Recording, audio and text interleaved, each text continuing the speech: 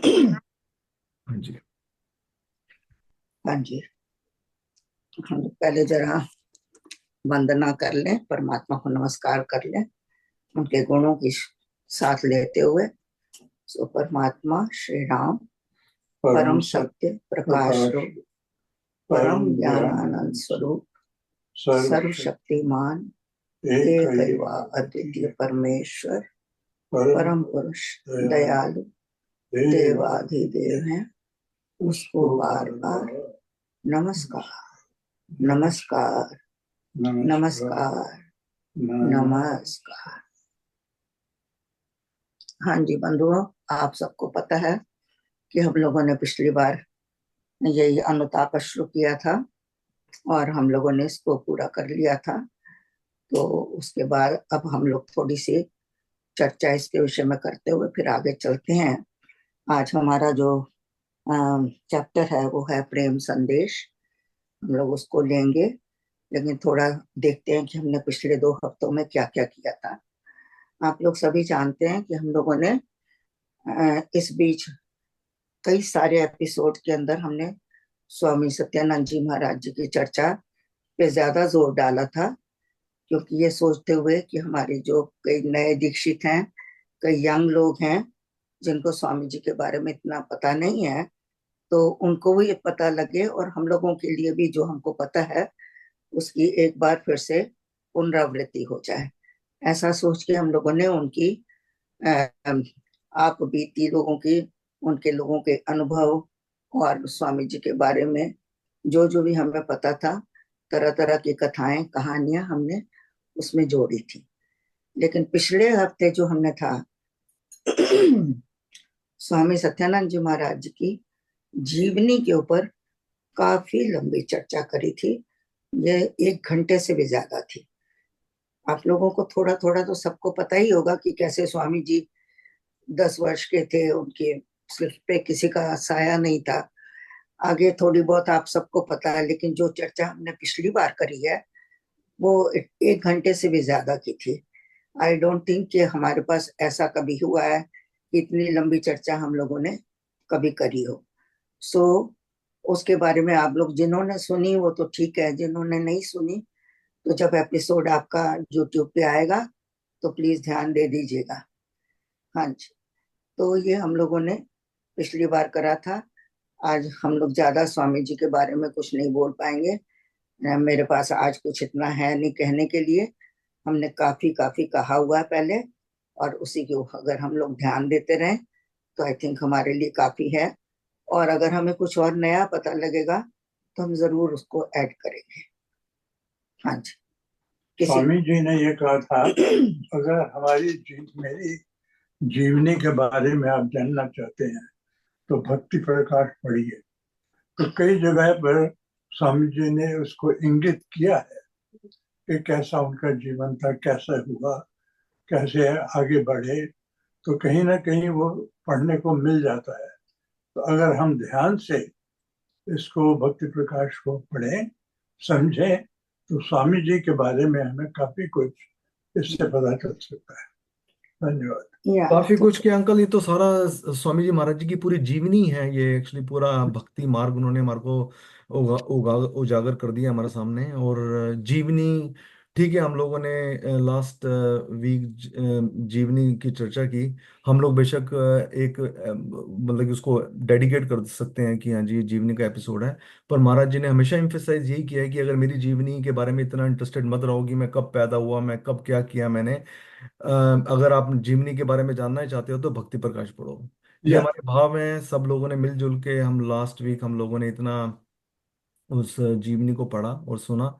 पर हाँ, मेन जैसे आपने बोला कि भक्ति प्रकाश ही एक ऐसा मार्ग है। अगर महाराज जी की जीवनी के बारे में या उनके जीवनी का मतलब यही होता है मेरे हिसाब से कि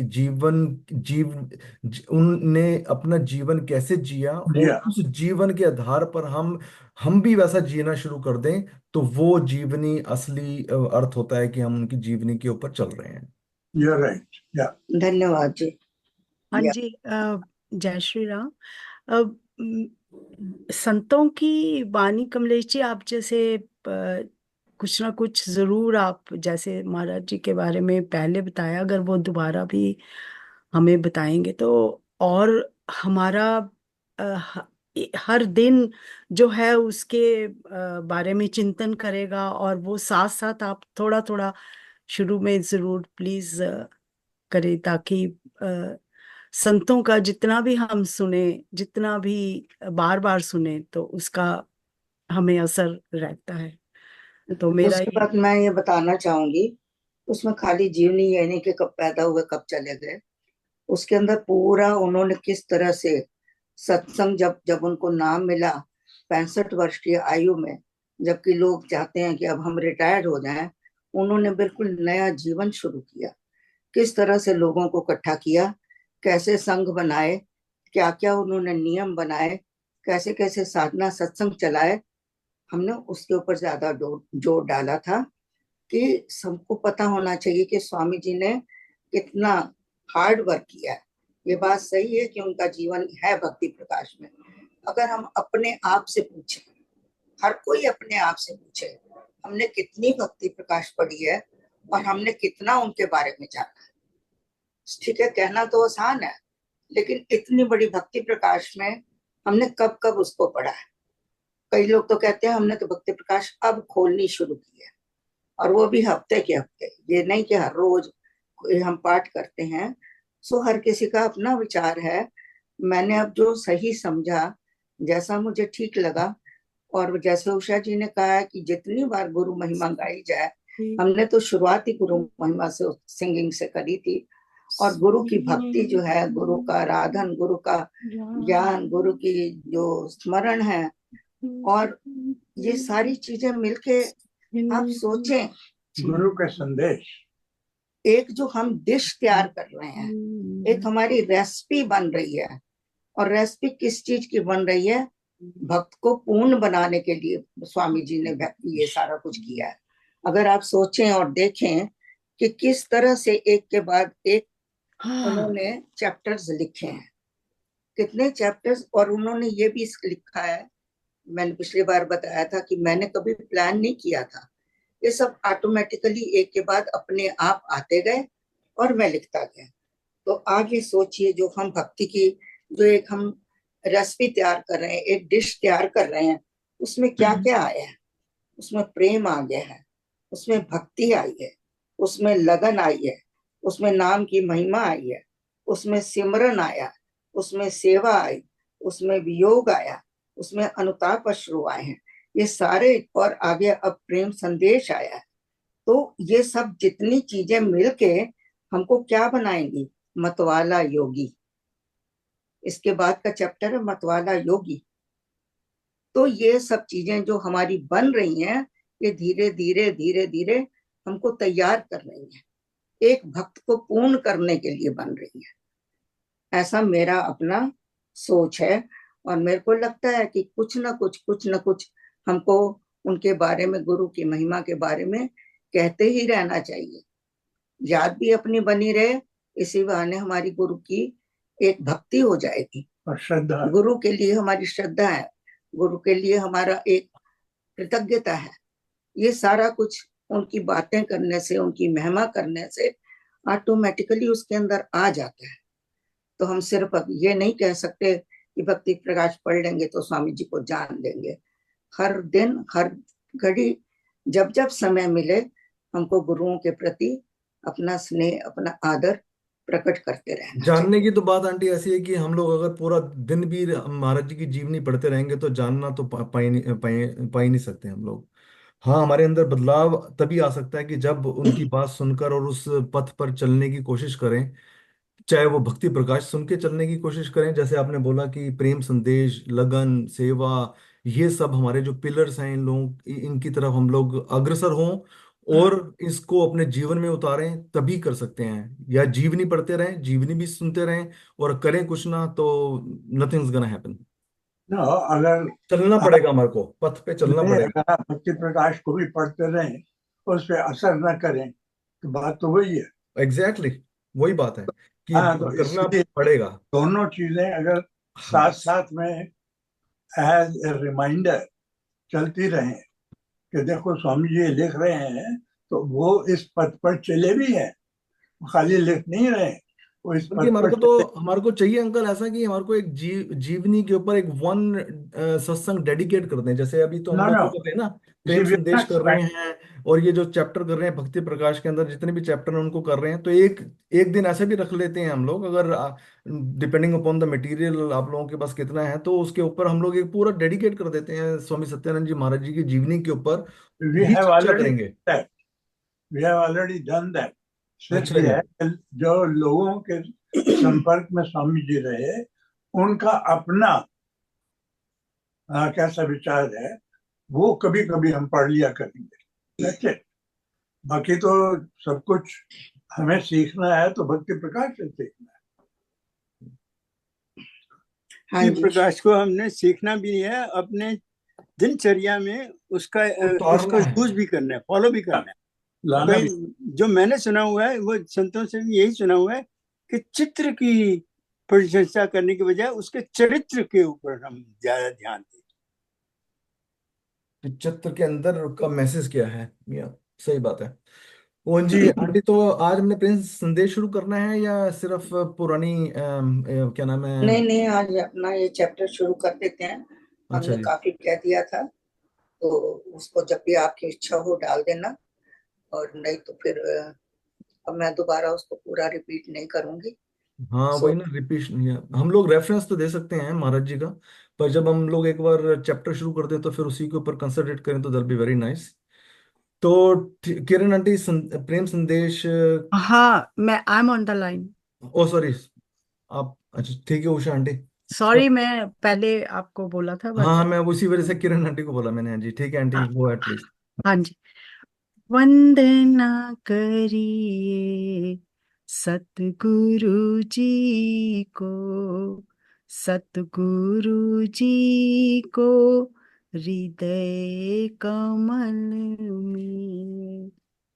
प्रेमी दे संदेश यह, सुनिए स्नेही राज, अपने की सुध लीजिए, अपने की रख हाँ लाज। हाँ हाँ क्या बात है। मधुर मेल की आश में काल गया बहुबीर, मेरे कर्म विचार कर पतली पड़े न प्रीत, मेरे कर्म विचार कर पतली पड़े न प्रीत।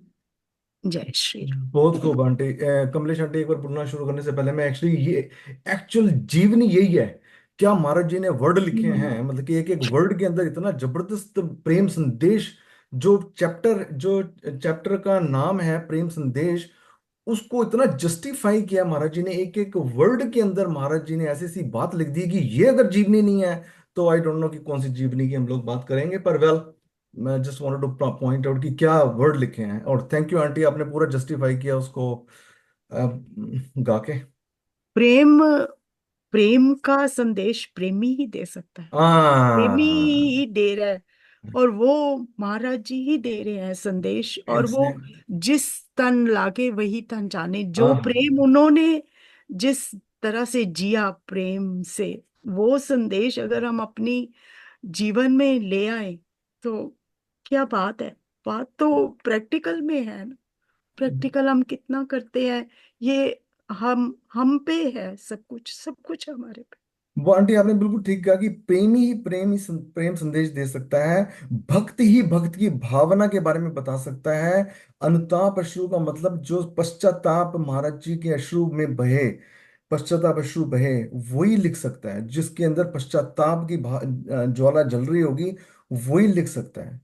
तो ये तो बहुत बड़ी हम लोग जीवनी महाराज जी की पढ़ रहे हैं, और वाकई में ये वाले वर्ड बिल्कुल ठीक है कि महाराज जी ने बोला था जब भी कि भाई अगर कोई मेरे बारे में सुनना चाहता है, पढ़ना चाहता है, तो प्रेम ये भक्त की भावना, ओ आई मीन पूरी भक्ति भक्ति प्रकाश ही मेरी जीवनी है, और उसको पढ़ना और उसके ऊपर चलना ऑफ कोर्स। या सॉरी आंटी, थोड़ा सा कमलेश आंटी प्लीज गो हाँ अहेड। जी। अपने की सुध लीजिए, अपने की रख लाज। हाँ।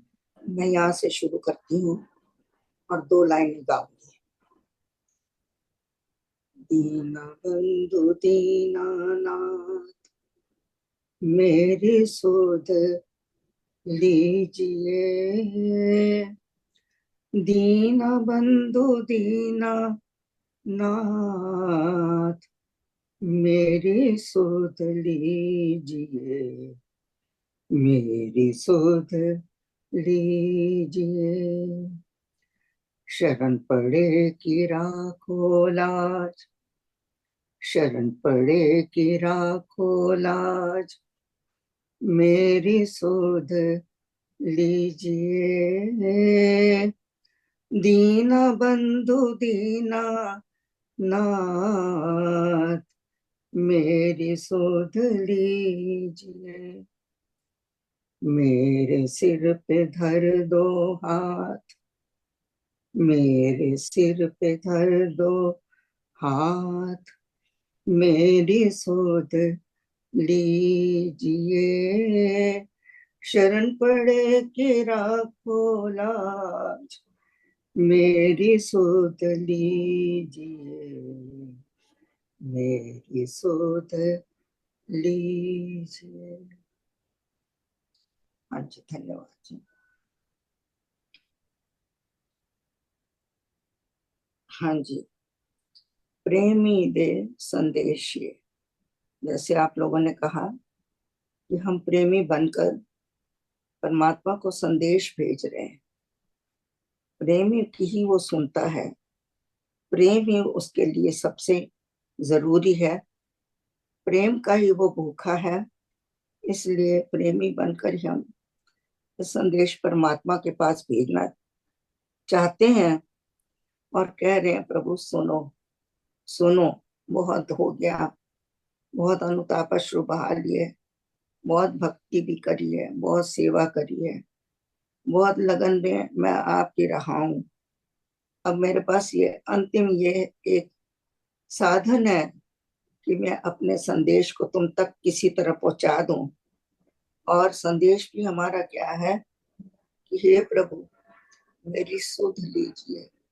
मैं बहुत इस वक्त अपने आप में नहीं हूँ, मैं बहुत अपने को छोटा समझ रहा हूँ, मैं बहुत अपने आप को गिरा हुआ समझ रहा हूँ, मैं अपने आप को बहुत पराधीन समझ रहा हूँ। मेरे अंदर शक्ति भी नहीं है कि प्रभु मैं तेरे लिए कुछ कह सकूं, कुछ गान कर सकूं, कुछ तेरी महिमा गा सकूं। अब तू मेरी सुध ले और मेरी लाज रखो, मेरी लाज रखो, मेरी लाज रखो। वो कह रहे हैं आगे, मधुर मेल की आश में काल गया बहुबीत। प्रभु बहुत समय हो गया है, बहुत समय हो गया है। अब तेरे मधुर मेल की है मुझे एक आशा लगी हुई है, एक मेरे अंदर यही एक आस रह गई है कि मैं तेरे से मिलूं। देखिए ये मधुर मिलाप के बाद की अवस्था है, इसमें मधुर मिलाप भी है, इसमें विरह भी है, जो जो हमने पहले किया है इसमें पश्चाताप भी है। सब कुछ मिलाकर अब जो अंतिम अवस्था है ये साधक की है कि मधुर मेल की आश में काल गया बहु बीत। बहुत समय बीत गया प्रभु, बहुत बीत गया। मेरे कर्म विचार कर पतली पड़े ना प्रीत। अब मेरे कर्मों का तो ध्यान मत कर कि मैंने बहुत नीच कर्म किए हैं, मैं बहुत अधम हूँ, मैं बहुत दम्भी हूँ, मैं बहुत अज्ञानी हूँ, मेरे अंदर कुछ भी अच्छा नहीं है। मेरे कर्मों को तू विचार कर प्रभु, ना विचार करना। और क्योंकि अगर तू उनको विचार करेगा तो तेरी प्रीत में भी कमी आ जाएगी, क्योंकि मैं इतना इतना मैला हूँ, इतना गंदा हूँ कि कहीं तुम उनके ऊपर विचार करते करते तेरा भी मन ना बदल जाए कि ये इसको मैंने क्या प्रीत देनी है, इसको मैंने क्या प्रेम देना है, मैंने इसकी क्या सुध लेनी है। तो कह रहे हैं कि मेरे कर्मों को प्रभु तू मत देखना। तू अपना विरध विचार, तू अपनी समर्थ देख, तू करने वाला है, तू कर सकता है, तू अपना विरध विचार करके मेरे ऊपर कृपा कर। ऐसा मेरे को थोड़ा समझ आ रहा है। हाँ कमलेश जी, हम ये समझ रहे हैं, जैसे कि हम भक्ति प्रकाश पढ़ रहे हैं और सब जीवनी भी पढ़ रहे हैं, सब कुछ पढ़ रहे हैं, तो हमको सिर्फ स्वामी जी का सिर्फ एक दोष समझ आई थी, जो कि वो थोड़ा अपने आप को नास्तिक समझने लग गए थे, क्योंकि वैसे तो वो बहुत काम कर रहे थे जैन धर्म में भी, लेकिन वो अपने आप को उन्होंने समझा कि मैं नास्तिक बन गया हूँ। बस यही उनका दोष हमें दिखाई दिया। सब जो भी हमने सुना आपसे, जो भी हमने पढ़ रहे हैं भक्ति प्रकाश में से, और उनका हमें कोई दोष नहीं दिखाई दिया। इतने वो ऐसा लगता है कि वो कितने अच्छे जन्म लिया था उन्होंने, सब कुछ उसके बाद भी कितने अच्छे उनके कर्म चलते रहे। तो सिर्फ ये समझ आती है, लेकिन उन्होंने अपने आप को ना बहुत एग्जैगरेट करके, बहुत ही बढ़ा चढ़ा के बताया, और अंतः पश्चुम उन्होंने निकाले कि उन्होंने कुछ बहुत कुछ गलत कर दिया, लेकिन और कोई उन्होंने गलती नहीं की, कोई पाप नहीं किया, कोई कुछ नहीं किया। बस वही उनको लगा कि वो नास्तिक हो गए थे जैसे, पर वो थोड़े टाइम के बाद एकदम से उन्होंने अपने आप को आस्तिक कर लिया, और वो अपना सब सब कुछ ठीक कर लिया, अपने आप को सब ठीक हो गया जब। और भक्ति में तो वो पैसे पहले ही डूबे हुए थे, वो भक्ति से ही पैदा हुए थे, भक्ति में ही लगे हुए थे, सब काम भक्ति वाले ही चल रहे थे उनके। तो हमको बस यही समझ आती है जब हम सब ये सुनते हैं आपसे। तो आई होप कि मैं ठीक बोल रही हूँ। हमको समझ में ये आना चाहिए हाँ जी। कि देखिए, ना कुछ उनके अंदर इतनी बुराइयां होते हुए भी उन्होंने अपनी बुराई को ढूंढ ढूंढ के निकाल कर पूरा भक्ति प्रकाश लिख दिया। तो हमारे अंदर जब इतनी बुराइयां हैं और हमारा उनके ऊपर ध्यान नहीं जाता, तो ये चीज हमको क्या सिखा रही है कि कितने विनम्र हो गए थे, कितने उन्होंने अपने आप को नीचा करके ये सब काम किए। भक्ति में अपने आप को मिटाना पड़ता है, अपना अहंकार मिटाना है, अपना सब कुछ, दूसरों के दोष नहीं देखने हैं, अपने ऊपर फोकस करना है कि जो हम कर रहे हैं सिर्फ हमें वही करना है जो हमें परमात्मा की तरफ से कर्तव्य कर्म मिले हैं। हमारा काम सिर्फ यही है कि हम उसके ऊपर फोकस करें। बाकी हमको किसी को देखना नहीं, किसी को सुनना नहीं, किसी से हमारा कुछ वो भी नहीं। तो ये हमको देखना है कि स्वामी जी ने किस तरह से अपने चुन चुन के अपने उन्होंने दोष निकाले। सही कहा आपने। ये एक या आई जस्ट वही तो, थॉट। हमें तो उनके दोषों में भी उनको अच्छाई दिखाई दे रही है कि वो कैसे वो अपने आप को ऐसा वो दोषी किरण ठहरा रहे हैं, आंटी, जबकि उनके में कोई दोष ही नहीं है। किरण आंटी जो आप बोले ना आपने कि दोष, ये एक्चुअली क्या है कि मैं जहां तक ऐसा समझ पाया हूँ, तो just wanted to share my thoughts. सबकी अपनी अपनी भावना है कि नास्तिकवाद से मतलब कोई नेगेटिव नास्तिकवाद नहीं। एक जो एक होता है नास्तिक की बिल्कुल किसी को चीज को नहीं मानते हैं, क्योंकि महाराज जी जो पहले वो वेदांत, वेदों का पाठ, वेदांती थे और वो तर्क वितर्क करते थे। तो वो भक्त, जो भक्त बने होते थे लोग, उनको वो इतना प्रायोरिटी नहीं देते थे। वो कहते थे सिर्फ वेदों वेदांतों का और अध्ययन करने से, और ये आप हमारे जो उपनिषद है इनका ग्रंथ, इनको पढ़ने से ही, ज्ञान की प्राप्ति से ही ये मार्ग मिलेगा। पर वो भक्ति के मार्ग को इतना नहीं समझ पाए थे उस समय। तो उस वजह से वो अपने आप को नास्तिक मानते हैं, और जो ज्ञानी विपिन लोग जी, हैं। एक बात मेरे को जो समझ आ रही है, वो वेदांतवाद में जाने से पहले का बता रहे हैं, वो उसमें नास्तिक हुए थे। वेदांत में जब आ गए थे तो फिर तो वो आस्तिक ही थे। वो उन्होंने एक वेदांत छोटी सी, शुरू से मेरे ख्याल से तो वेदांत में थे, बाकी अंकल आंटी नहीं बता नहीं, सकते हैं। शुरू से नहीं थे वो, पहले वो सिर्फ जैन धर्म में थे, जहां मुझे समझ आई है। जो बाकी जैन सबकी अपनी अपनी समझ ही होती है ना। जैन तो धर्म जो है वो मेरे ख्याल नास्तिक में नहीं आता।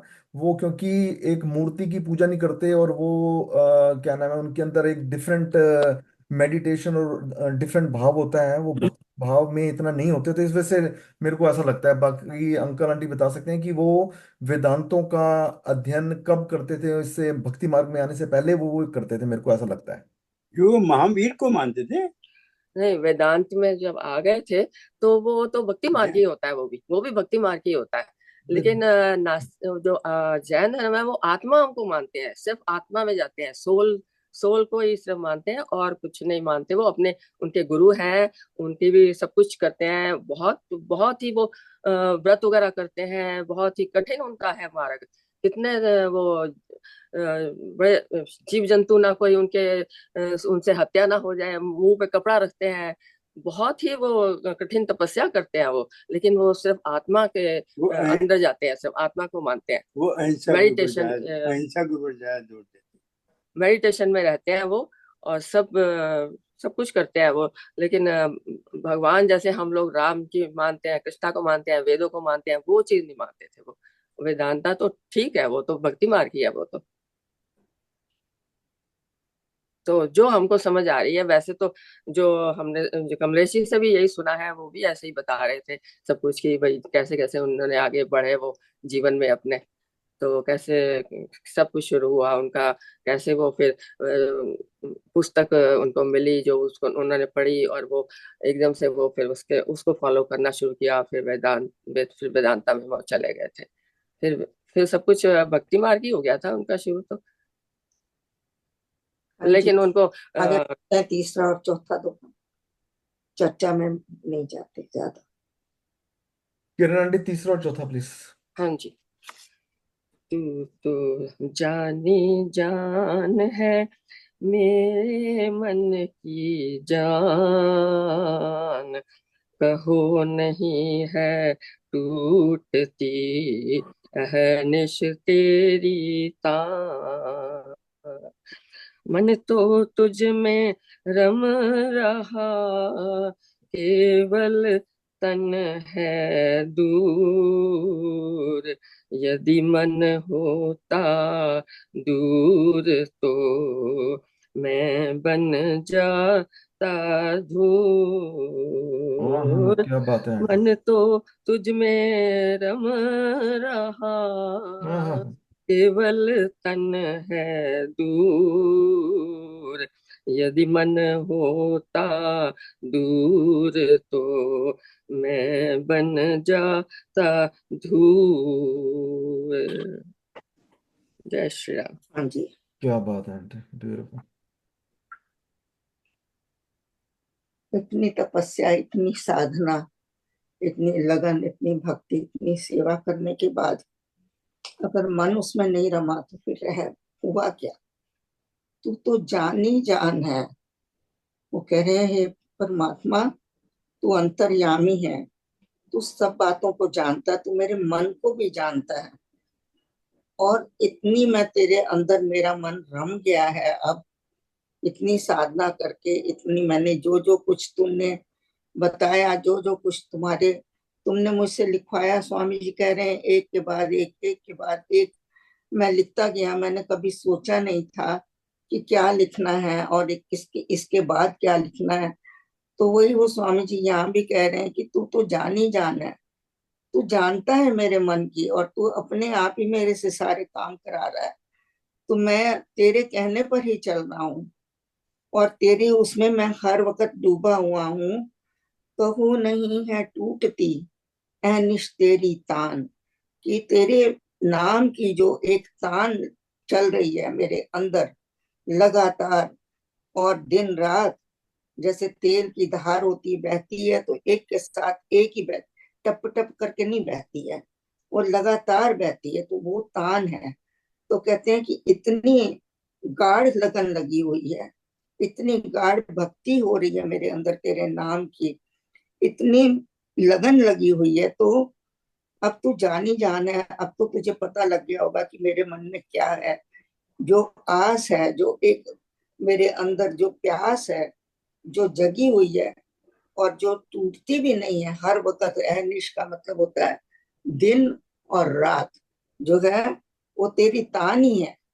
तो अब जो है तू मेरे मन को जानते हुए, ये प्रभु मैं जो संदेश भेज रहा हूँ, उस अनुसार आप मेरी सुध लीजिए, मेरी लाज रखिए, बस। अब वो कह रहे हैं कि मन तो तुझ में रम रहा, कि मेरा मन तो तुझके तेरे अंदर रोम रोम में मेरे तो रम रहा है। सिर्फ शरीर जो है वो तेरे पास नहीं जा सकता है, क्योंकि शरीर की एक लिमिट है। शरीर एक रुकावट है परमात्मा के पास जाने के लिए। उसको, आत्मा को, शरीर को छोड़ना पड़ता है, चाहे वो जीवित रहते हुए भी होता है। ये आप करते हैं, जरूरी नहीं कि तन को छोड़ना पड़े तो हमको मरना पड़ेगा। हाँ, जीते जी मरना पड़ेगा। वो जीते जी अवस्था ऐसी आती है जो मृत्यु के समान होती है। उसको कह रहे हैं यहाँ पर कि मन तो तुझ में रम रहा। मेरा मन जो है, मेरा एक एक रोम जो है, मेरा एक एक कण है, वो तेरे में ही लगा हुआ है। सिर्फ शरीर से मैं तेरे से दूर हूं। यदि अगर मेरा मन भी तेरे से दूर होता, शरीर भी दूर होता, तो मैं बन जाता धूल। तो मैं तो धूल के समान था। अभी मुझे इतना पता है कि मैं तेरे साथ जुड़ा हुआ हूं, तो मैं अपने आप को धूल के समान समझ रहा हूं, लेकिन मैं धूल हूं नहीं। इसलिए क्योंकि तेरा नाम जो है वो मेरे अंदर चल रहा है। अब यहाँ धूल के लिए आप देखिए दो तरह से ले सकते हैं। एक तो आप कह सकते हैं कि मैं बिल्कुल हूं ही नहीं, बिल्कुल रत्ती भर नहीं। एक तरफ से आप ये भी कह सकते हैं क्योंकि मैं तेरे साथ जुड़ा हुआ हूं। ये अहंकार जो है ये बुरा नहीं होता। जब आप परमात्मा के साथ अपने आप को जोड़ लेते हैं, तब वो जो अहंकार है उसकी भी एक कीमत हो जाती है। तो इसलिए वो इसको कह रहे हैं कि मैं बन जाता धूल। यदि मेरा मन भी तेरे से दूर होता, तब मेरी कोई स्थिति नहीं थी, कोई अवस्था नहीं थी। लेकिन अभी मैं तेरे साथ हूं, तो मैं धूल नहीं हूं। मैं अपने आप को अहोभाग्य समझता हूं कि मेरे अंदर तेरा नाम है, मेरे अंदर तू रम रहा है और तू मेरे साथ है।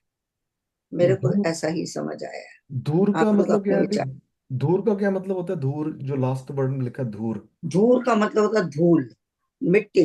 मिट्टी, अच्छा। धूल होता है, ये क्या कहते हैं, धूल है, उड़ती है धूरी समान। ये। तो ये धूल का मतलब होता है कि ये जमीन के ऊपर रहती है और ये अपने आप को, इससे नीचे और कोई चीज नहीं है। धूल का समझ, जिसकी कोई वैल्यू नहीं होती है, कोई महत्व नहीं होता। अहनरिश दोबारा से बताना कमलेश जी।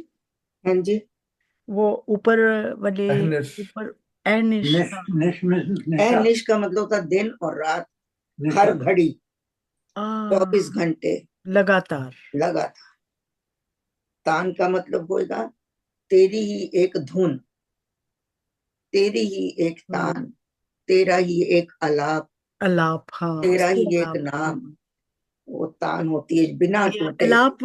अलाप जैसे मैं रो के पुकार रहा हूँ ऑल हाँ, द टाइम, ऑल हाँ। द टाइम जी। तो इसका ये है कि जो टूटे ना, हाँ, अहनिश चले, दिन रात चले, उसके अंदर बीच में कहीं कोई ब्रेक ना हो, हाँ। तो ऐसी हो। ये अहनिश की बात चल रही है, तो कबीर जी इसमें बोलते हैं कि 8 पहर 64 घड़ी मेरे और न कोय, आह, नैनो माही तू बसे नींद कठोर न होए। ओ, क्या क्या कहने। एक घड़ी आधी घड़ी, आधी वाह। से रात, राम नाम के जाप से मिटे मिटे कोटि अपराध। कोटि अपराध। तो एक घड़ी जो होती है ये 24 मिनट की होती है। एक घड़ी, दिन में 24 घंटे होते हैं, उसमें से एक घड़ी जो है वो 24 मिनट होती है। तो वो कहते हैं यार 24 मिनट नहीं कर सकते, आधी घड़ी करो, 12 मिनट करो। फिर अब 12 भी नहीं कर सकते तो आधी से भी 6 मिनट करो, पर परमात्मा को याद करो। आधी से पुनि आध, राम नाम के जाप से मिटे कोटि कोटि अपराध। अपराध। हाँ जी। हाँ जी, प्रमोद हाँ, सिरिंज जी, 5 and 5, फिफ्थ हाँ, एंड सिक्स्थ। हाँ जी। राम राम जी। वंदना करिए सतगुरु जी को, वंदना करिए सतगुरु जी को, सतगुरु जी को हृदय कमल में वंदना करिए सतगुरु जी को। प्राण पखेरु उड़ पड़े, पंख निराश हिलाए।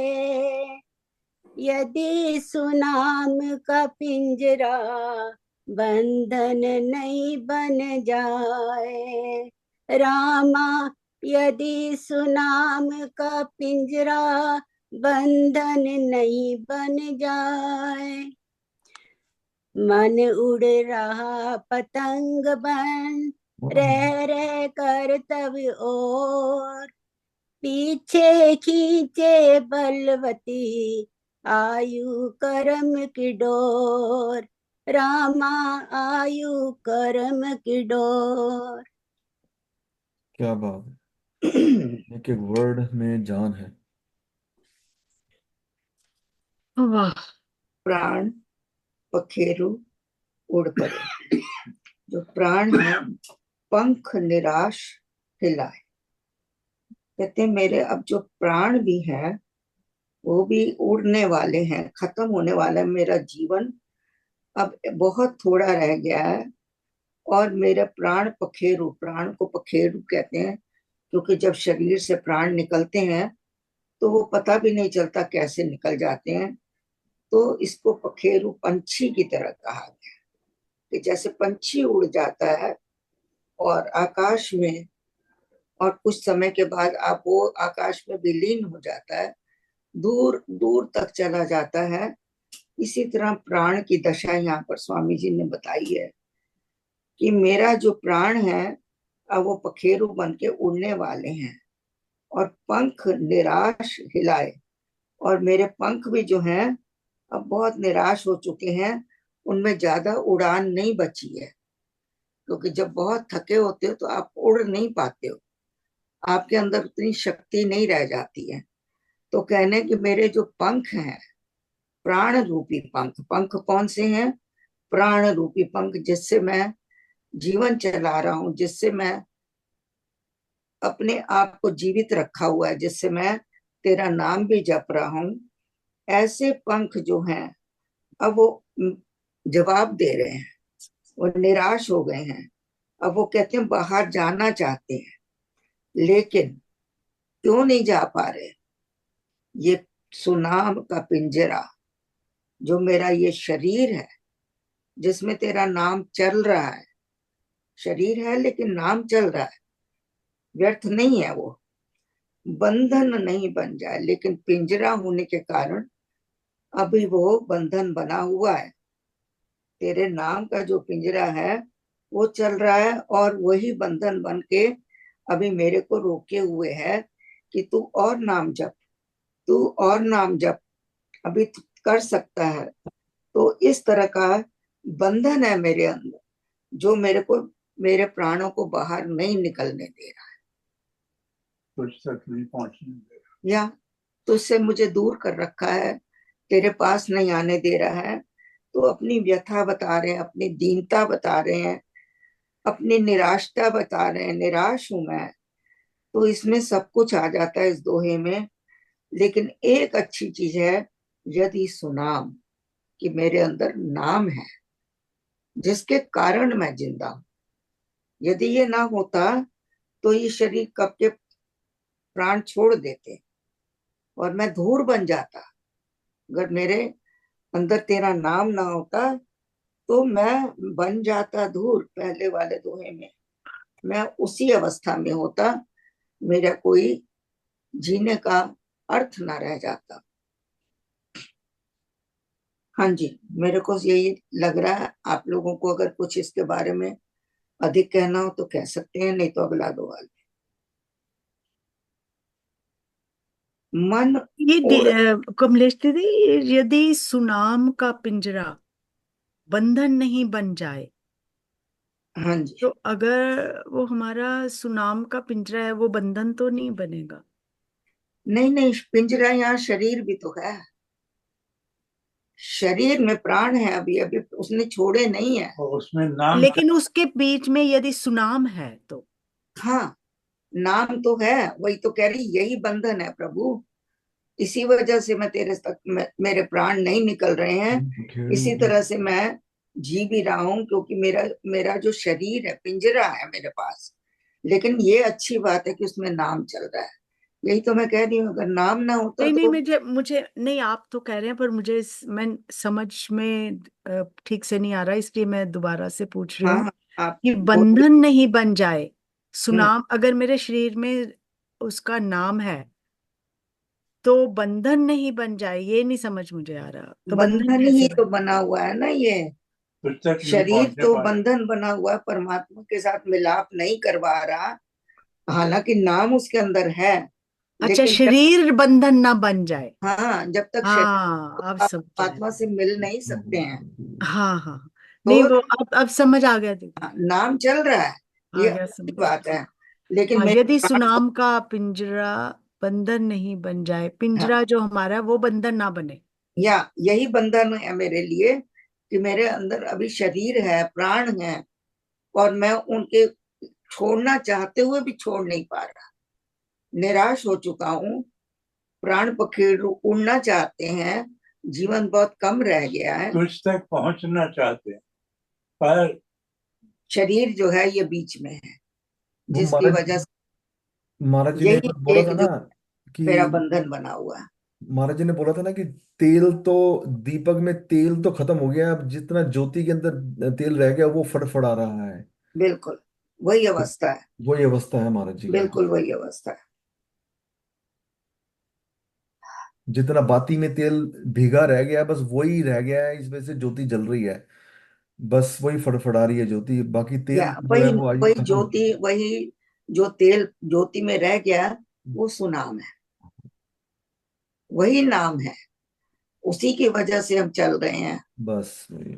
या मन उड़ रहा पतंग बन, रह रह कर तब और। अब मेरा मन जो है, जो विश्व में भटकता था, जो इधर उधर जाता था, जो भोग विलासों में भटका हुआ था, अब वो मेरा मन जो है हर वक्त रह रह कर तेरी ही ओर जा रहा है और तुझ तक पहुंचना चाहता है। क्योंकि जैसे पतंग उड़ती है, पहले उन्होंने प्राण पखेरु कहे थे, अब वो कह रहे हैं पतंग, पतंग भी उड़ उड़ के आकाश में जाती है। तो हमारा जब मिलन होता है वो भी शून्य में ही होगा, आकाश ही शून्य है। तो यहाँ पर वो कह रहे हैं कि मन तो मेरा बार बार अब तेरी ओर ही जा रहा है, लेकिन फिर वही बात कि जो आयु है, जो कर्म है अभी मेरे खत्म नहीं हुए हैं, वो इतने बलवान हैं। आयु भी अभी जब तक मेरी शेष है, मैं छोड़ नहीं सकता अपना शरीर। कर्म भी जब तक मेरे निपट ना जाए, प्रारब्ध जब तक निपट ना जाए, उसकी डोर मेरे साथ अभी बंधी हुई है। वही मुझे बार बार खींच के पीछे की तरफ ले जाती है और कहती है कि नहीं, अभी तेरा समय नहीं आया, अभी तू रुक, अभी तो रुक। तो यही वो कह रहे हैं, मन तो उड़ रहा पतंग बन, रह रह कर तब और, पीछे खींचे बलवती आयु कर्म की डोर। मेरे आयु और मेरे कर्म जो है, वो मेरे को शरीर नहीं छोड़ने दे रहे हैं। और वो इतने बलवती हैं, इतने स्ट्रांग हैं। कहते हैं ना कि ना तो आयु कोई आपकी कम कर सकता है, ना ज्यादा, ना आपके कर्म कोई भोग सकता है, वो आप ही को भोग के जाना पड़ेगा। तो इसी के पीछे वो कह रहे हैं कि ये इतना बलवती हैं कि इनको आप नहीं कुछ इनके लिए कर सकते, सिर्फ भोग कर ही खत्म होंगे। जैसे मुझे एक छोटी सी कहानी याद आती है कि एक गुरु थे, एक सेकंड, वो जो थे, जब तक यंग थे तो उनके शिष्य उनके आगे पीछे इधर उधर बहुत घुमा करते थे। फिर वो धीरे धीरे वृद्ध होने लग गए, उनको रात में भी किसी की मदद की जरूरत थी। तो शुरू में तो वो कुछ लोग थे शिष्य जो उनके पास आ जाते थे और उनकी मदद करते थे। फिर वो भी समय आ गया जब लोगों ने कहा ये तो रोज का ही काम है, कहाँ तक करें। वो आवाजें लगाते रहते और कोई भी उनके पास पहुंचता नहीं था शिष्य। तो बड़े निराश से हो गए, क्या करें। तो जब एक बार उन्होंने बड़ी व्यथा से, बहुत कहा कि भाई भगवान को कि देख मेरी क्या अवस्था हो रही है। तो उन्होंने देखा कि एक जवान लड़का जो है वो उनके पास आया और उनकी पूरी मदद करी उन्होंने। तो उन्होंने कहा कि इसको तो मैंने पहले कभी देखा नहीं। तो उन्होंने पूछा कि तू कौन है। तो जब बहुत पूछा तो उसने कहा कि मैं भगवान हूँ जिसको तूने याद किया था, मैं तेरी मदद करने आया। तो गुरु कहने लगे कि अगर तूने मेरी मदद ही करनी है तो तू मेरे को साथ ले चल अपने, तेरे को भी सेवा नहीं करनी पड़ेगी। तो इसलिए तू मेरी आयु ले खत्म कर दे और मैं मरना चाहता हूँ जिस अवस्था में मैं हूँ।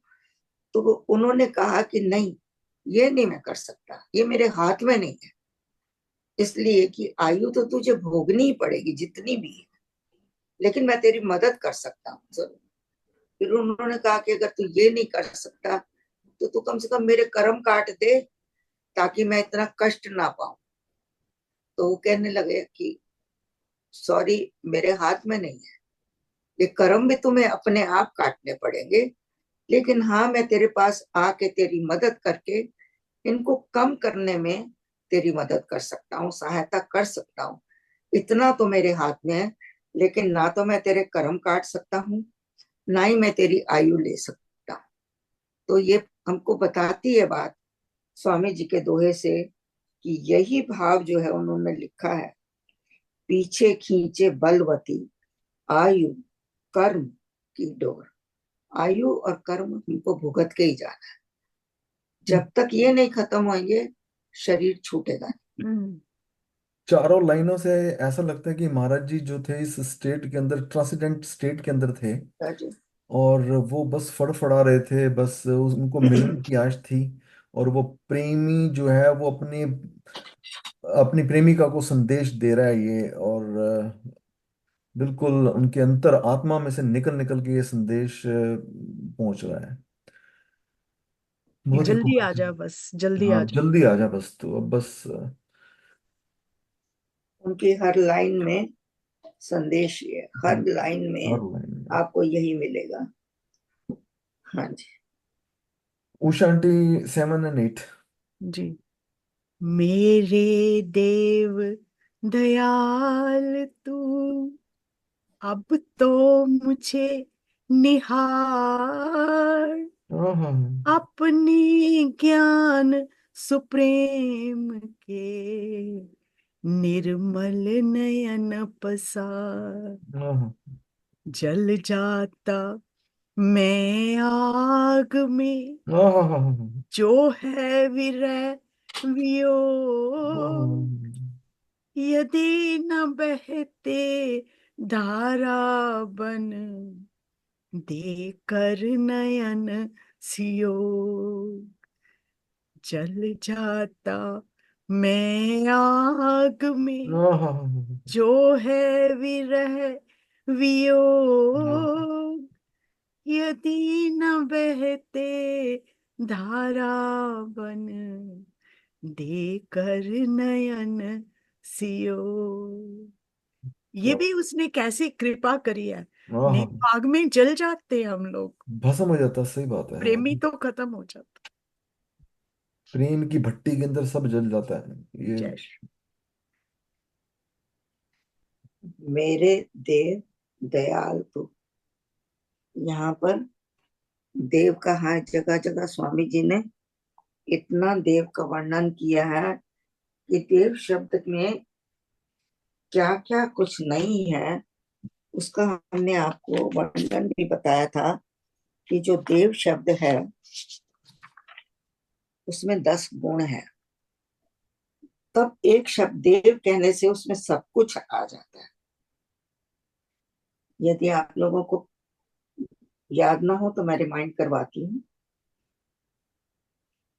देव शब्द जो है इसके अंदर 10 अर्थ हैं, 10 गुण हैं इसके। जैसे कि आपकी आत्मा के स्वामी जी ने 12 गुण बताए हैं, वैसे तो अनंत है लेकिन 12 मुख्य बताए हैं। इसी तरह देव शब्द के अर्थ बताए हैं कि देव क्या है। देव जो है ये लीला करने वाला है, इसने पूरे जगत में लीला कर रखी है, तो कहते हैं ना, लीला है श्री राम की भक्त रिझाने ही। तो ये लीला करने वाला देव है, जीतने की इच्छा करने वाला। जीतना कैसे? कहते हैं राम इच्छा में हो रहे सभी नियम से काम। तो कौन कर रहा है? ये परमात्मा ही कर रहा है, ये देव है। तीसरा है व्यवहार करने वाला, पूरे शरीर में इंद्रियों के द्वारा सारा व्यवहार जो है ये हमारा देव कर रहा है। चौथा है प्रकाश करने वाला, द्वितीय। द्वितीय का मतलब होता है प्रकाश,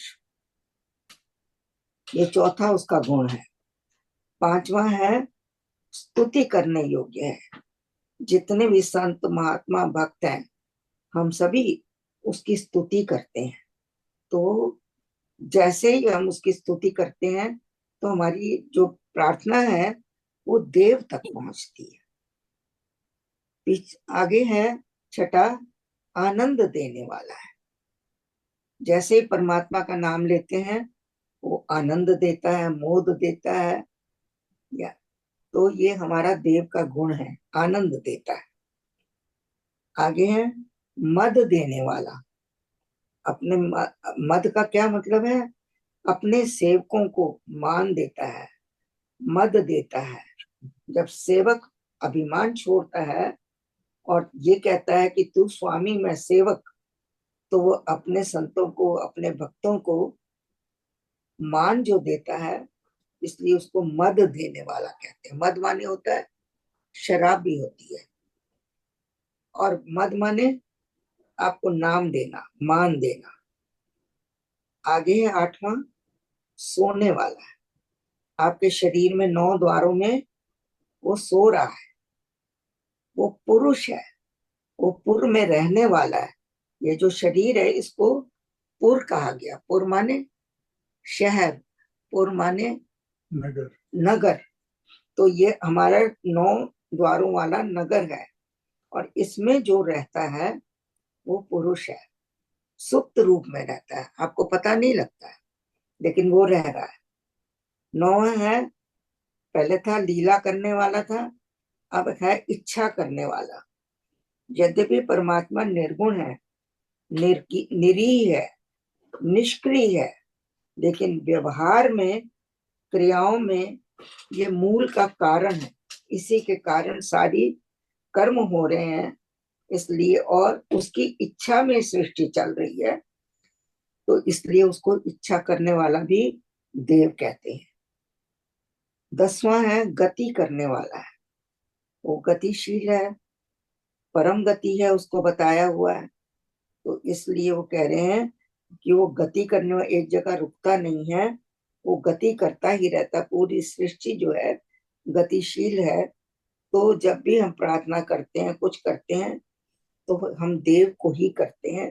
तो स्वामी जी ने अपनी भक्ति प्रकाश में, मैंने गिना नहीं लेकिन अनंत बार लिखा है, अगर आप गिनना शुरू करें तो शायद आप गिन नहीं पाएंगे कितनी बार उन्होंने देव को लिखा है, देव। हाँ जी, तो ये मैंने कहा है, मेरे देव दयाल तू अब तो मुझे निहार।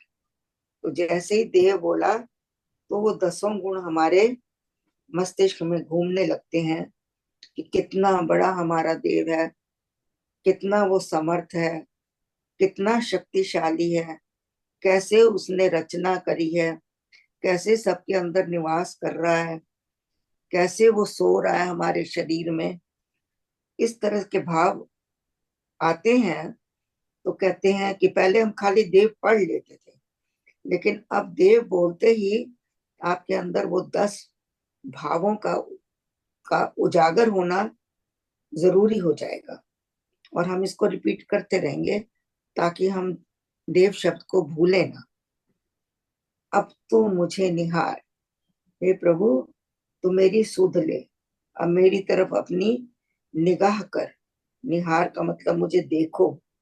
अब तो मुझे निहार, निहार होता है एक टक नजर से किसी को निहारते रहना, जैसे माँ अपने बच्चे को निहारती है, जैसे गाय अपने बछड़े को भी करती है। जब कभी शाम को गाय आती है दूर से बाहर रह के और अपने बच्चे को जब देखती है तो वो निहारती है उसको, और जिस प्रेम से वो उसके साथ चिपकती है और बच्चा भी उसके साथ चिपकता है, तो वो जो दृश्य है हमें याद दिलाता है कि किस तरह से हम लोग संसार में तो ये सब चीजें देखते हैं कि अगर यही संबंध हमारा परमात्मा से बन जाए तो क्या परमात्मा कभी दूर होगा। तो कह रहे हैं कि अब तो मुझे निहार, अपने ज्ञान सुप्रेम के निर्मल नयन पसार। अब देखिए परमात्मा के गुण आ गए हैं, परमात्मा ज्ञान में है, परमात्मा प्रेम से परिपूर्ण है, परमात्मा निर्मल है, उसके अंदर राग द्वेष नहीं है। वो ये नहीं कहता कि तू ज्यादा मेरे को प्रिय है, दूसरा नहीं प्रिय है, ऐसा नहीं है। वो समता भाव में है, वो निर्मल है बिल्कुल, उसको सब एक से दिखते हैं, उसको किसी में दोष नहीं दिखता है, उसमें वो ज्ञान उसके अंदर भरा हुआ है। तो इसी भाव से वो कह रहे हैं कि तू तो जानी जान है, तू ज्ञानवान है, तू प्रेम से परिपूर्ण। परिपूर्ण है, तू निर्मल है, तू अपने ऐसे नयन बना पसार मेरी तरफ। पसारना मतलब होता है पूरा खोल के देखना मुझे अपने, या पसार का मतलब होता है, यहाँ तो नयन है तो आपको पसार का मतलब नैनों से लेना है, लेकिन कभी कभी भुजा भी पसार के पर हम किसी से आलिंगन करते हैं, उसको भी वहां पसारना कहते हैं कि आलिंगन पसार के, बाहों को पसार कर आलिंगन किया। लेकिन यहाँ नयन की बात हो रही है, नयन पसार। तो अपने आप पूरे नयन खोलो प्रभु, आधे मत खोलो, मेरे को देखो। जल जाता मैं आग में, हाँ। जो है विरह वियोग। प्रभु तेरे विरह में, तेरे वियोग में, ये जो अग्नि मेरे अंदर जल रही है, तेरे से दूरी की जो विरह है, तेरे दूर रहने से जो वियोग हो रहा है, ये अंदर जो है आग के समान जल रहा है मेरा शरीर। लेकिन एक बात तूने अच्छी कर दी है, इसको शांत करने के लिए तूने मुझे आंखों में आंसू दे दिए हैं। कहते हैं तो मैं जल जाता अगर तो मेरे अंदर ये आंसू ना धारा बन के ना बहते और मेरी आंखों का इसमें योग ना होता। आंखों की वजह से ही तो आंसू आते हैं, आंखों का अश्रुओं से योग होता है, तब जाके हमारा मन शांत होता है। क्योंकि जब तपता हुआ मन होता है, स्वामी जी ने अपने एक भजन में भी लिखा है, पाप ताप से तप्त मन। तो क्या करना है, पाप ताप से तप्त मन, इसके आगे की लाइन क्या दिमाग में नहीं आ रही, पाप तत्व को शांत कर। या पाप ताप को शक, वो तो आपके गुरु महिमा में भी आता है, लेकिन भजन में भी आता है, स्नेह सुधा बरसा दे राम, अब स्नेह सुधा बरसा दे, पाप ताप से तप्त मन शीतल शांत बना दे। तो शीतल कैसे बनाता है हमारा मन, आंखों से जब आंसू आते हैं तब आपको अंदर ठंडक महसूस होती है, चाहे कितनी गर्मी कई बार भरी होती है, लेकिन वो शीतलता आपकी आंखों से आंसू आने पर निकल जाती है। आपने देखा होगा कभी कभी शरीर हमारा इतना गर्म होता है, जब हमको बुखार होता है तो क्या करते हैं, शीतलता देने के लिए सिर पे पट्टी रखी जाती है ताकि वो शीतलता शांत होए, सॉरी जो गर्मी है वो शांत होए। तो बाहर से शीतलता दी जाती है। तो यहाँ पर वो तो बाहर का है बात, लेकिन अगर हम अंदर का देखें तो कह रहे हैं प्रभु मैं तेरे विरह में, तेरे वियोग में, कि आग है ये, इस आग में मैं जल रहा हूँ और मैं जल जाता इसमें। लेकिन एक अच्छी बात है कि तूने मुझे आंसू दे दिए हैं, आंखों और आंसुओं के सुयोग से मेरे जो आंखों से आंसू बहकर निकल गए, जिन्होंने मुझे थोड़ा शांत कर दिया। हाँ जी। एक कबीर जी की लाइन है, मैं भूल रहा हूँ उसका, उनका भजन भी है वैसे तो, कि 10 द्वार का उसकी पहली लाइन है, 10 द्वार का पिंजरा तामे पंछी मौन। मतलब कि वो मौन बैठा हुआ है हमारे 10 द्वार का पिंजरा शरीर के अंदर। 10 द्वार का पिंजरा तामे पंछी मौन, रहीबे को अचरज नहीं, करे अचंबा कौन। कि जो हम लोग हैं वो अचंबा, मतलब कि कैसे उस कि इतना बड़ा अचंबा है, कितनी बड़ी ये प्राकृतिक और एक बायोलॉजिकल वो है सिचुएशन, जिसमें एक पंछी बैठा हुआ है पर वो मौन है, पर इसको अचंबा कौन करे। तो एक बहुत बड़ा ये भजन है ये actually. Usha aunty, I will share with you this bhajan, ढूंढ के ना। ओ, थैंक यू जी। हाँ, वो पंछी मेरे ख्याल में आत्मा को ही बोल रहे हैं हाँ कि जी, हाँ जी, हाँ जी, हाँ जी, हाँ जी। तामे पंछी मौन, मौन बैठा है वो। वो बोल नहीं सकता ना, बोल नहीं सकता वो उसी विरह में। शक्तिशाली है, सब कुछ है, सत्य नित्य मुक्त शुद्ध बुद्ध, सब कुछ है, अनादि भी है, मगर वो ओतप्रोत है हमारे अंदर, कहीं एक जगह नहीं बैठा हुआ, ओतप्रोत है, मीन्स निर्लेप है।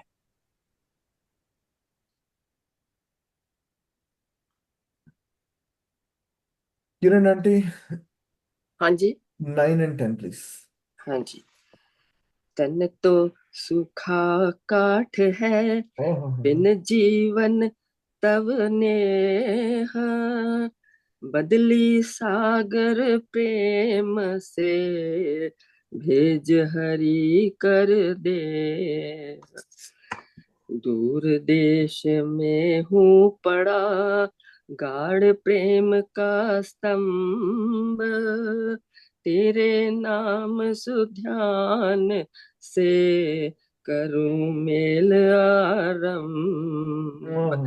रामा तेरे नाम सुध्यान से, करूं मेल आरंभ।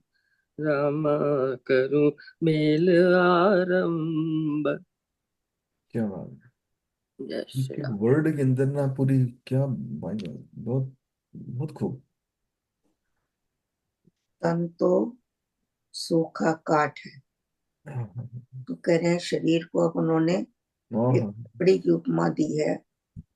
तन तो सूखा काठ, जैसे लकड़ी होती है, उसमें आग लगाओ तो जल के खत्म हो जाएगी, तोड़ो तो टुकड़े टुकड़े हो जाएगी सूखी लकड़ी। गीली लकड़ी नहीं कर ऐसी होएगी, ना तो वो आग पकड़ती है, ना वो टूटती है।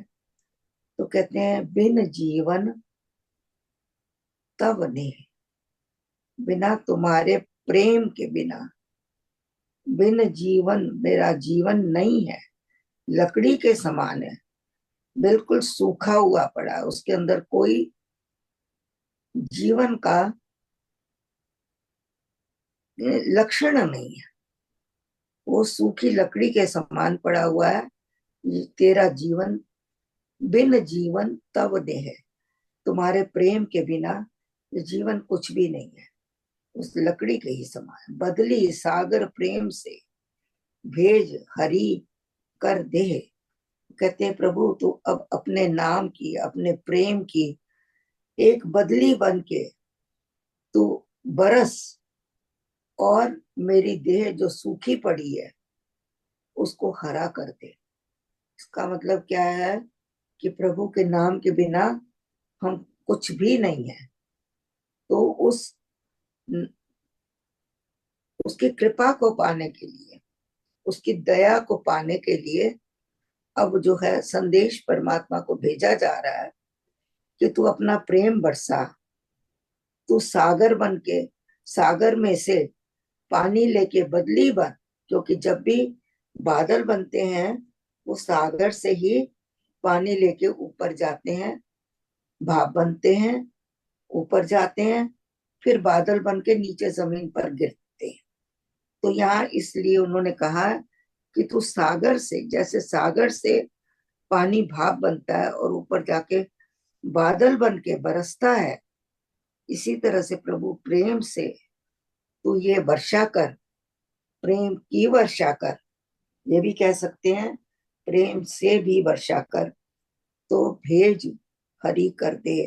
तेरे बादल बरसने से, तेरा प्रेम मिलने से मेरी जो सूखी हुई देह है वो हरी हो जाएगी, उसमें जीवन आ जाएगा। अभी वो ऐसे लगता है कि मरे हुए के समान है। कहते हैं ना कि धौंकनी जो सुनार की, तो इसी तरह का वही ले सांस अवस्था। सांस ले रहा हूं, ले सांस बिना प्राण। तो वही बात आ रही है कि तन, आगे कह रहे बदली सागर प्रेम से भेज हरि करते। आगे कह रहे हैं दूर देश में हूं पड़ा, मैं बहुत दूर हूं तेरे से, हालांकि नजदीक होते हुए भी मैं बहुत दूर। मन से तो तुझ में रम रहा हूं, लेकिन तन से अभी भी दूर हूं। मन तो तुझ में रम रहा, केवल तन है दूर। तो कह रहे हैं उस हिसाब से देखो तो दूर देश में पड़ा हुआ हूं। क्यों? क्योंकि ये शरीर रुकावट है। और वो कह रहे हैं कि गाढ़ प्रेम का स्तंभ, अब तू अपने प्रेम का एक खंभा गाड़, इतना प्रेम दे, इतना प्रेम दे। जैसे कोई खंभा गड़ जाता है तो आपको पूरा आधार मिल जाता है, तो अगर आप उसका सहारा ले लेते हैं तो फिर आप में हिलने की, आप में भटकने की, आप में बिखरने की जो शक्ति है वो नहीं रहती है। तो इसीलिए स्वामी जी को ने लिखा है गाढ़ प्रेम का स्तंभ को गाड़ दे, इतना नीचे तक गाड़ कि वो हिले नहीं। मैं दूर में बैठा हुआ हूं, फिर भी मुझे तेरा आभास रहे। तेरे नाम सुध्यान से करूं मेल आरंभ। मैं आरंभ किससे करूं? तेरे नाम से, तेरे ध्यान से। हर वक्त मैं इस दूर देश में पड़ा हुआ भी तेरा ध्यान करता रहूं, तेरा नाम जपता रहूं, तेरे मेल के लिए आस बना के बैठा रहूं। ये मेरा संदेश है, ये मेरी आस है, ऐसा स्वामी जी कह रहे हैं। हाँ जी। जो प्रेम है वो एक स्तंभ है, और जब आप उस प्रेम को देखते हैं, उसकी आशा करते हैं, उसको अपने पास समझते हैं, तो वो एक स्तंभ की तरह से आपका हो जाता है। और आप यही समझते हैं कि बस मेरा प्रेमी मेरे साथ है। प्रेम से प्रेमी नजदीक में आ जाता है। प्रेम एक अगर बात प्रेम और कहना चाहूँ, मुझे समझ आ रही है, जो भक्ति और प्रेम में ज्यादा अंतर नहीं है। भक्ति इज प्रेम और प्रेम इज ये भक्ति। प्रेम है ही एक ही है। भक्ति प्रेम भी ही भक्ति है, समर्पण है, भक्ति ही प्रेम प्रेम भी है। समर्पण है। प्रेम, प्रेम तो बस वही है जो जो वो करता है प्रेम, वही जैसे जानता है। आपने कहा, वो प्रेमी ही जान सकता है। हाँ हाँ हाँ, क्या बात है। प्रेमी ही सिर्फ वही जान सकता है, कोई और कुछ नहीं कर सकता। कैसे उसके अंदर प्रेमी में, जैसे ये महाराज जी ने लिखा है, प्रेमी के अंदर कैसे कैसे आग लगती है, और अगर आंसू ना हो तो वो जल जाए, खत्म हो जाए। क्या बिल्कुल। वर्ड लिखे हैं, तन तो सूखा काठ है। एक एक एक अक्षर देखो ना, बदली क्या सा बात है। दूर, भेज हरी घास कर दे, भेज हरी हरी कर दे। हमारे प्रेम को क्या क्या बताएं, एक एक अक्षर है जिसका वाह। जिसका सोच के भी बंदा सोचता है महाराज जी, बहुत अच्छा अगर हम बताया। अक्षर देख हाँ, पढ़ के हम और इतना सब कुछ अगर फील करते हैं गदगद हो तो रहे हैं वो पढ़ किस के इतना, स्थिति में होंगे? पढ़ वो के इतना गदगद हो रहे हैं तो ऑफ कोर्स वो कितनी स्थिति में वो होंगे। कहाँ पे होंगे, और कैसे उन्होंने वो समय निकाला होगा। समय उनको उनको तो सब कुछ मिल गया होगा, बट फिर भी जैसे उन्होंने अ, इसको एक्सप्लेन करा है, वो ऐसे ही लगता है हम लोगों की तड़प को बहुत ही उसने पूरा समझ आ रही डाल है, दिया। बहुत अच्छा समझ आ रहा है, बहुत नाइस। ये कैसे सूखा काठ है तन, और कैसे बदली वर्षा से वो हरी कर दे, हरा कर दे, उसको हरी कर दे देह। तन पहले तो लगाया उसके लिए, फिर देह लगा दिया। देह और तन एक ही बात है। सूखा जो काठ न है वो। भजे हरि नाम को, हाँ जी, ऐसो मरे समान, हाँ हाँ जी। हाँ, हम्म, धोकनी जो आंकनी ज्यों सुनार की, ले सांस बिना बिना। प्राण। बहुत अच्छे। ये भी स्वामी जी ने लिखा। प्रेम जो है ये स्वयं एक स्तंभ है।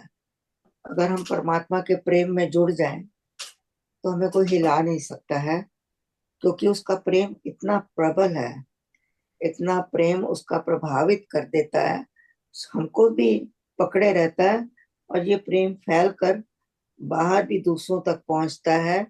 आपकी आंखों से, आपकी मुद्राओं से, आपकी वाणी से, आपकी एक एक शरीर के कण से, आपके बोलने से, आपके चलने से, आपकी बातों से, हर तरफ आप प्रेम को फैलाते हैं। ये एक ऐसा है जैसे कि एक फूल है, उसकी सुगंध चारों तरफ फैलती है, उसको आप बांध नहीं सकते, उसको आप रोक नहीं सकते। इसी तरह प्रेम जो है ये एक स्तंभ है। इसको जो इसके आधार ले लेता है, जो इसको अपना मान लेता है, तो उसके अंदर ऐसे हो जाता है जैसे कि किसी ने उसको गाड़ दिया है, उसके उसके विश्वास को गाड़ देता है। मुझे नरसिंह अवतार और प्रहलाद जी की कथा याद आ रही है कि कैसे उनके पिता ने ये कहा कि ये जो खंबा है इसको तू पकड़ और बतला, इसमें राम है तेरा हरि है कि नहीं है। तो प्रहलाद को उस खंबे में एक चींटी चलती हुई नजर आई। उसने कहा अगर वो ये चल रही है तो मेरे लिए तो ये प्रेम है। वो खंबा था, वो तपा हुआ था। तपा हुआ था। तो वो स्तंभ, उस स्तंभ में भी आप प्रेम देख रहे हो, और इतना गाढ़ प्रेम आपको नजर आ रहा है कि आप उसे लिपटने के लिए तैयार हो, आतुर हो। हाँ जी, तो यही वो कह रहे हैं, दूर देश में हूँ प्रभु, तेरे से बहुत दूर हो गया हूँ, क्योंकि शरीर बंधन है, उसके कारण मैं अपने को तेरे से दूर महसूस कर रहा हूँ। वैसे मैं तेरे पास हूँ, यदि मेरा मन तेरे पास ना होता तो मैं तो दूर ही था। तो वो कह रहे हैं कि दूर देश में हूँ पड़ा, लेकिन प्रेम का स्तंभ मेरे अंदर गढ़ा हुआ है, और जिसके भरोसे मैं एकदम से अविचल हो गया हूँ। मैं निश्चिंत हो गया हूँ, कोई चिंता भी नहीं है। लेकिन वो कह रहे हैं कि अब जो है तेरे नाम और सुध्यान से मेरा प्रेम जो है ये अटूट होगा, और आरंभ भी उसी से ही होता है, उसका अंत भी वही होगा, इसी प्रेम से। ऐसा स्वामी जी ने लिखा है। आगे कई मतलब इसके आप निकाल सकते हैं अपने भावों के अनुसार, कुछ भी कह सकते हैं, सब सही होगा, क्योंकि भाव सबके अपने अपने हैं। शब्द तो कुछ गिने चुने हैं इसमें, लेकिन भाव कई कई हो सकते हैं, हर बंदे के अपने कई भाव हो सकते हैं। तो रात दिवस चलता रहे बिना तार का तार, कहते हैं कि रात दिन तू मेरे अंदर, तारें जुड़ी हुई हैं तेरी, बाहर से तार नहीं दिखती है, लेकिन रात दिवस अंदर तेरा ये अभी कनेक्शन ये साथ जुड़ा नेक्स्ट, हुआ है। ये श्लोक नेक्स्ट झंकार, है झंकार। ये कल नेक्स्ट वीक कर लेंगे। आई नो टाइम इतना नहीं है, अगर करना चाहते हैं तो कर सकते हैं, पर टाइम हो गया वैसे तो। इसको जरा खत्म कर लें। रात दिवस चलता रहे बिना तार का तार, जो तार है जुड़ी हुई है तेरे से, बत्तियां हूं में मधुरता, बातें तेरे से रात दिन हो रही हैं, और मीठी बातें हो रही हैं। आए शुभ समाचार, और उनके हिसाब से मेरे ऊपर तेरी कृपा बरस रही है। तरह तरह के संदेश मैं तेरी तरफ से प्राप्त भी कर रहा हूँ। आए, अब ये परमात्मा की तरफ से रिस्पॉन्स आ रहा है। क्यों आ रहा है? कि रात दिवस चलता रहे बिना तार का तार, रात दिन मैं तेरे साथ जुड़ा हुआ हूँ, और मेरे अंदर तू ही तू चल रहा है, तो बातें भी तेरे से रात दिन हो रही हैं, और अब मैं तेरा रिस्पॉन्स भी ले रहा हूँ, प्राप्त कर रहा हूँ। तेरी तरफ से मुझे शकुन, कहते हैं ना, शकुन शुभ आते हैं परमात्मा की तरफ से। आपको पता लगता है कि मेरा संदेश पहुंच गया है, अब वो रिस्पॉन्स कर रहा है, तो उसकी बात यहाँ हो रही है आए शुभ समाचार। हाँ जी, धन्यवाद जी। एक रहीम जी का दोहा है, इसी मैं तो उसी आग में के ही आसपास बात कर रही हूँ। जे सुलगे ते बुझी गए, जे सुलगे तो बुझी गए, बुझे तो एक मिनट, एक सेकंड जी, मेरे से पढ़ा नहीं जा रहा। जो सुल जे सुलगे ते बुझी गए, बुझे ते सुलगे नाही। ये आग की बात बता रहे हैं कि अगर बाहर की आग को हम बुझा भी दें तो उस पे पानी डाल दे तो वो दोबारा नहीं सुलगती, दोबारा से नहीं आती। रहीमन दाहे प्रेम के, बुझी बुझी के सुलगाही। रहीमन जी कहते हैं कि प्रेम का जो आग है ना, वो बुझ बुझ के दोबारा सुलग जाती है अंदर से। दोबारा उसका जो प्रेम है वो उमड़ उमड़ के फिर आता है, फिर सुलग जाती है, वो आग बुझने का नाम ही नहीं लेती।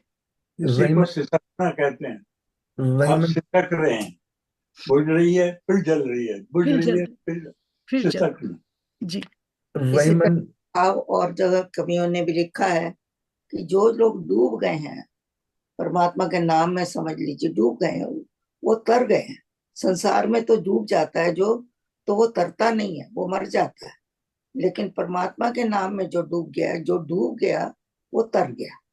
वही तो रहीमन जी वही ने ये बोला कि रहीमन नदिया प्रेम की वाकी उल्टी धार, जो हाँ, तैरा सो डूबा और जो डूबा सो पार। या या बिल्कुल।